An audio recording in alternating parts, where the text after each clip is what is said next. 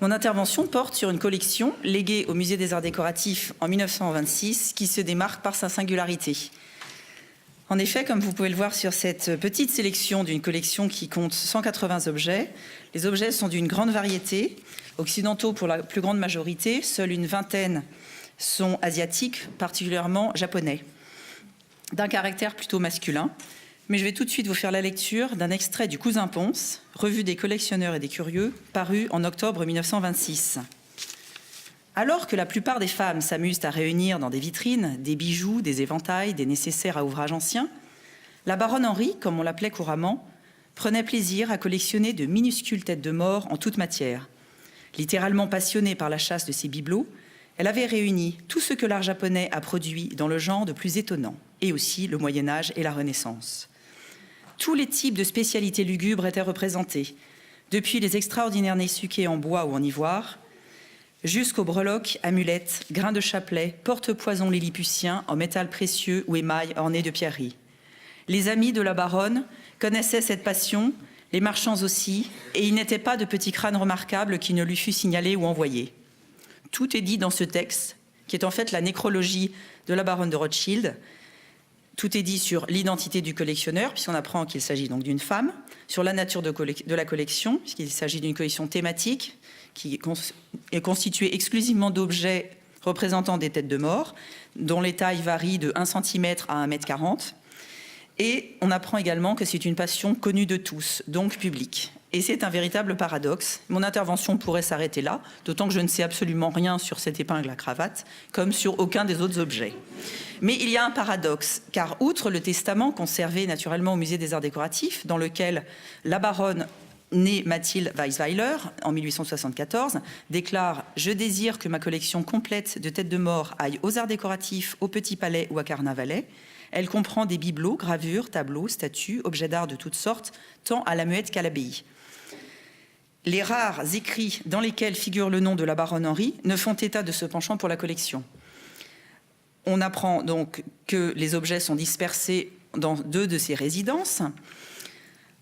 D'autre part, son mari, le baron Henri de Rothschild, qui écrit abondamment, en particulier « Croisière autour de mes souvenirs » ou « Un homme de qualité sur son oncle Arthur » ou un véritable portrait de sa femme de plus de 200 pages en 1946, soit 20 ans après sa mort, intitulé « Une dame d'autrefois », dans lequel il ne fait absolument pas état de cet état d'esprit bien particulier qu'est la collection. État d'esprit dont on sait que c'est bien sûr le propre de la famille Rothschild. Or, Mathilde née Weisweiler n'est Rothschild que par alliance, n'est-ce pas ? Simplement, on apprend que c'est une charmante femme, une maîtresse de maison la plus avenante et la reine du bon goût et du bon ton. Sa belle-mère, Thérèse Laura, dans ses souvenirs de la Grande Guerre, n'évoque que les activités d'infirmière de la baronne Mathilde à l'hôpital et au front. Rien sur ce penchant pour la collection propre à la famille. En ce qui concerne l'étude même de la collection et la traçabilité des objets, je n'ai retrouvé que très peu de sources pour définir d'où pouvaient venir les objets.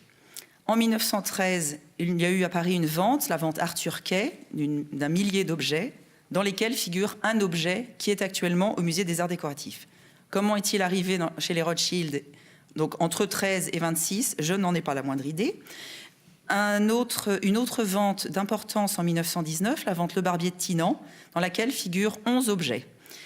Qu'est-ce qui est arrivé entre 19 et 26 ? Pas la moindre idée non plus.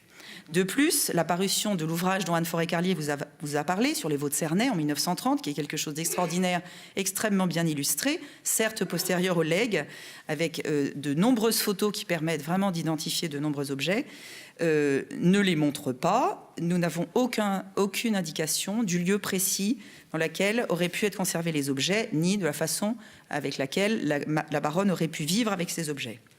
Et pourtant, on sait la part active qu'elle a pris au remeublement de l'abbaye, se faisant aider et conseillée par Émile Molinier, conservateur au musée du Louvre. Vous remarquerez qu'elle n'a pas mentionné le musée du Louvre comme un possible récepteur des collections.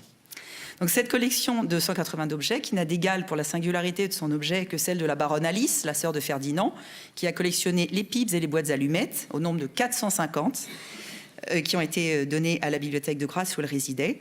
Donc la collection de la baronne Henri de Rothschild demeure mystérieuse et je crois que moi je fais partie des personnes qui doivent commencer maintenant à véritablement me pencher sur la collection. Et on s'interroge toujours, je m'interroge toujours sur les ressorts qui auraient pu pousser Mathilde à collectionner, tout en ne pouvant m'empêcher de penser au traumatisme de la Grande Guerre qu'elle a vécu en tant qu'infirmière, et peut-être un aspect de son caractère qui aurait été un trait d'humour que l'on voit particulièrement dans cette épingle de cravate qui représente véritablement une caricature du capitaliste. Je vous remercie.